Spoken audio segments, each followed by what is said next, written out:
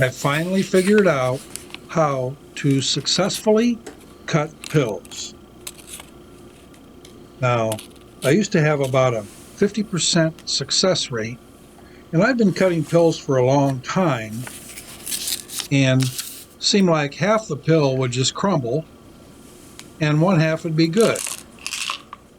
Now, I have a new technique that I have stumbled on, and I'll show you here, but first I want to show you the side rails here that are flexible.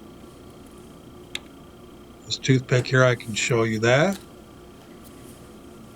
And when you place your pill in here, those angled side rails will help center your pill. And before I put that in, I want to show you that when I place the pill, I want the score mark down. I have discovered that you get a better cut when the score mark is down. It's kind of like when you cut a log with a chainsaw, you put a little cut in the bottom first and then come down from the top.